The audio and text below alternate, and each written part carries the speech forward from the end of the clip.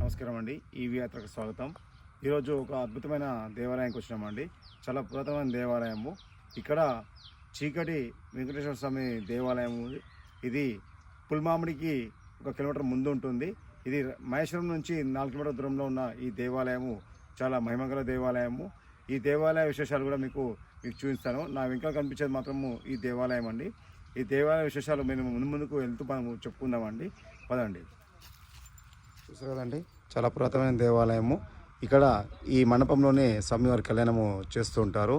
ఇక్కడ విశేషించి సంవత్సరంకి ఒకసారి ఇక్కడ జాతర సాగుతుందండి. అప్పుడు కొన్ని వేల సంఖ్యలో ఇక్కడ భక్తులు ఇక్కడికి వచ్చి స్వామివారిని దర్శించుకుంటారు.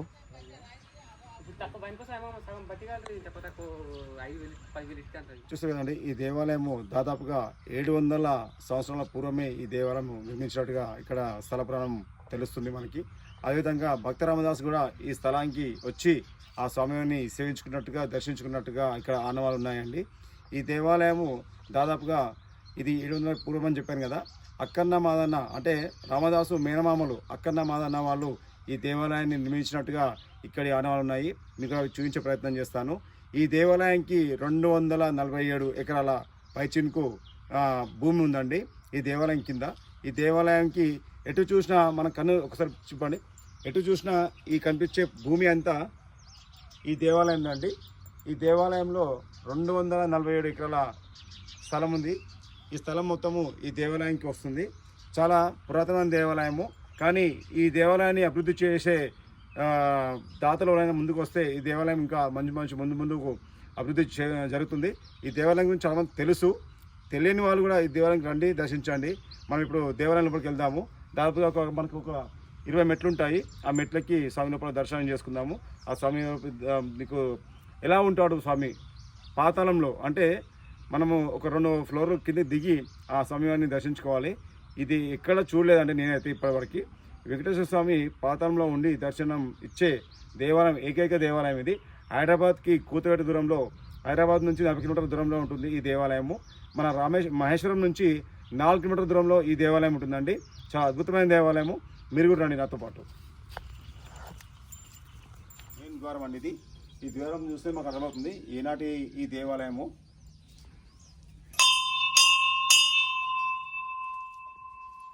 మనకు ముందుగా రాయి చెట్టు, చాలా అద్భుతమైన వాతావరణంలో కొండపైన వెలిసిన క్షేత్రం ఇది. మొదటగా మనము వినాయకుని దేవాలయాన్ని దర్శించుకుందామండి. ఇది నూతనంగా ఏర్పాటు చేసిన దేవాలయము. ఇది గణపతి దేవాలయము. బోలో గణేష్ మహారాజ్కి జై. మొదటగా స్వామివారి దర్శించుకున్న తర్వాత ఆ పక్కనే వెలిసిన క్షేత్రము. శివకేశవుల ఉన్న చోట శివుడు ఉన్న చోట కేశవుడు ఉంటాడు, కేశవుడు ఉన్న చోట శివుడు ఉంటాడండి. ఒకటే అని తెలుసుకోండి. ఈ ఇద్దరు వేరు కాదు, ఒకటే. శివతత్వం తెలిసిన వాళ్ళు విష్ణుతత్వం కూడా తెలుస్తుంది. కాబట్టి మనము ఆ దేవాలయం కూడా మనము చూద్దామండి. ఇది సాక్షాత్తు విష్ణుమూర్తి దేవాలయం కానుకొని కొత్తగా నిర్మాణం చేసిన శివాలయము. మీరు చూస్తున్నారు కదా, హర హర మహాదేవ శంభో శంకర. హోమగుండము ఇది. చాలా అద్భుతమైన దేవాలయం అండి. ఈ దేవాలయం స్ట్రక్చర్ చూస్తేనే మనకు తెలిసిపోతుంది. ఈ దేవాలయంలో మొట్టమొదటిగా స్వామివారికి ఎదురుగా గరక్మంతుల వారు చూసారు కదండి. గరక్మంతుల వారు స్వామివారి వాహనము. ఈ క్షేత్రానికి క్షేత్రపాలకుడు ఆంజనేయ స్వామి. ఈ ఆంజనేయ స్వామి దేవాలయము చాలా ముందుకుంటుంది. ఇది ఓపెన్ ప్లేస్లో ఉంటుంది. దాని ముందు ఒక శివలింగం కూడా ఉంది. ఆ దర్శనం చేసుకుందామండి. మనం మాత్రం ఇప్పుడు దేవాలయం లోపలికి వెళ్దాము. చెప్పండి.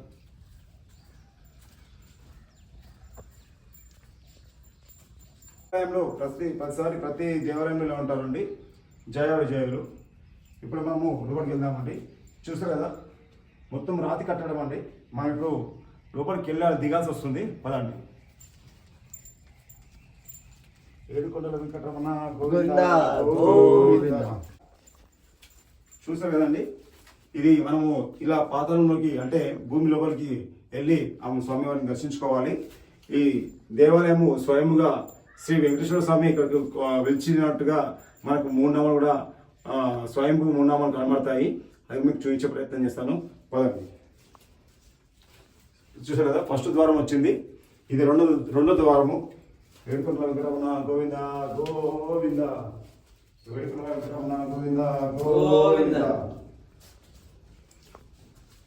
సాక్షాత్తు శ్రీ వెంకటేశ్వర స్వామి ఇక్కడ వెలిసినట్టుగా శ్రీదేవి భూదేవి సమేతుడై వెలిసాడండి. ఈ క్షేత్రము చాలా అద్భుతమైన క్షేత్రం అని చెప్పొచ్చు. ఇక్కడ స్వామివారికి ఎంతోమంది సేవ చేసిన తప్పేనండి. ఇలాంటి దేవాలయాన్ని అభివృద్ధి చేయాలని నాలాంటి భక్తులకే ఇంత విశ్వాసం ఉంది. కొంతమంది సహాయం చేసే భక్తులు ఎవరైనా వస్తే ఈ దేవాలయము ఇంకా దినదిన అభివృద్ధి చెందుతుందండి.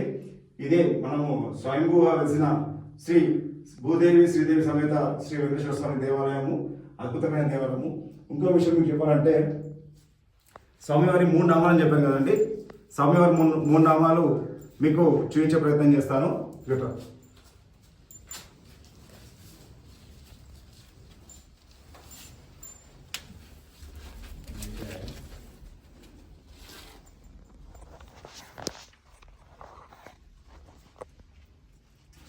చూసారు కదండి. ఇంకా కొంచెం దగ్గర నుంచి చూపించే ప్రయత్నం చేస్తున్నానండి. ఇక్కడ స్వామివారు శంకు చక్రాలు 3 నామాలండి. వాస్తవానికి ఇక్కడ స్వామివారు వెలిసినట్టుగా నిజరూప దర్శనం ఇది. ఇక్కడ నుంచి స్వామివారిని ముందర ప్రతిష్టాపన చేయడం జరిగింది. స్వామివారి మూల విరాట్లండి.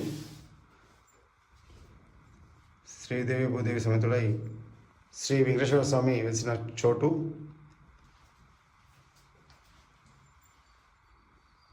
పుల్మామిడి. స్వామివారి దర్శనం అయిపోయిన తర్వాత మనము బయటకు వస్తున్నాము. ఇప్పుడు మీకు ఆ స్వామివారి దేవాలయం కూడా స్ట్రక్చర్ మీకు చూపిస్తాను. ఎందుకంటే ఇక్కడ అప్పటి ఆనవాళ్ళని చెప్పడానికి నక్షత్ర రూపంలో ఉన్న ఈ కట్టడం అండి. చూస్తున్నారు కదా, పైన మీకు కనబడుతుంది కదా, అద్భుతమైన కట్టడం అండి.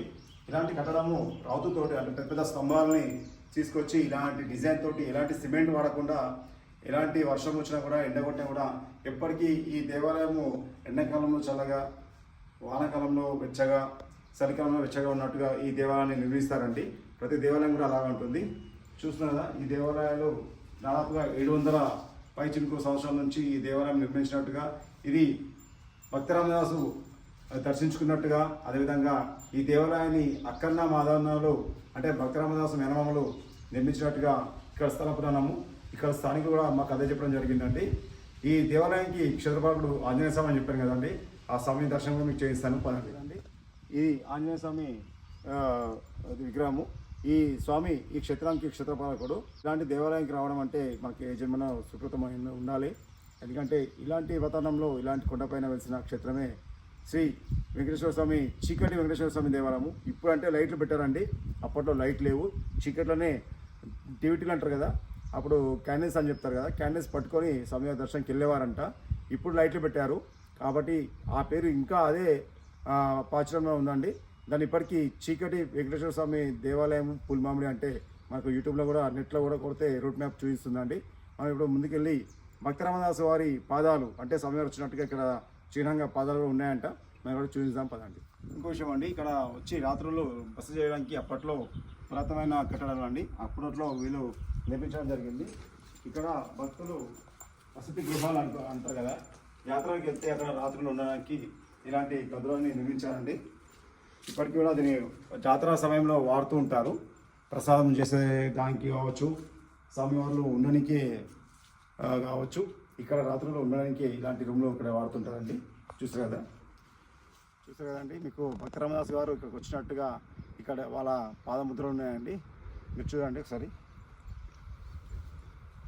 ఇవి శ్రీరామదాసు వారి పాదముద్రలని ఇక్కడ వాళ్ళు చెప్తున్నారండి. ఈ గుట్టపై నుంచి ఎటు చూసినా మనకు పచ్చని ప్రకృతి ఒడిలో వెలిసిన క్షేత్రంగా ఈ గుట్టపై నుంచి మనకు దర్శనమిస్తుందండి. చాలా అద్భుతంగా ఉంది ఈ ప్రాంతం అంతా. మంచి కొండపైన వెలిసిన మంచి దేవాలయము, అద్భుతమైన దేవాలయము, మహిమగల దేవాలయము. స్వామివారి పాదాలు ఈ గుట్టపైన ఉన్నాయండి. ఈ బండపైన స్వామివారి పాదాలు అచ్చు మనుషులు ఇప్పుడే మోపినట్టుగా పాదాలు కనబడుతున్నాయి మనకి. ఈ దేవాలయం చరిత్ర అండి. మీరు కూడా ఖచ్చితంగా ఈ దేవాలయానికి వచ్చి ఆ స్వామివారిని దర్శించుకుంటారని మనసారా కోరుకుంటూ, ఈ విధంగా ఇలాంటి దేవాలయాన్ని ఖచ్చితంగా చూడాలండి. ఎందుకంటే పాతాళం లోపల నేను ఇన్ని గుళ్ళు తిరిగాను కాబట్టి చెప్తున్నాను. పాతాళం లోపల వినాయక స్వామిని చూశాను. పాతాళ మురుగన్ తమిళనాడులోని శంభు పాతాళ మురుగన్ దేవాలయాన్ని చూశాను. కానీ పాతాళంలో శ్రీ భూదేవి శ్రీదేవి సమేత వెంకటేశ్వర స్వామి దేవాలయాన్ని మొట్టమొదటిసారిగా నేను ఇప్పుడే చూశాను. ఎందుకంటే స్వామి స్వయంగా వచ్చి వేసిన క్షేత్రము, శంకు చక్రాలు 3 నామాలతో వేసిన క్షేత్రము ఈ దేవాలయము. చీకటి వెంకటేశ్వర స్వామి దేవాలయము, పుల్మామిడి. ఇవి అతను లైక్ చేయండి, షేర్ చేయండి, సబ్స్క్రైబ్ చేయండి. అందరికీ ధన్యవాదాలు. ఓం నమో వెంకటేశ్వర.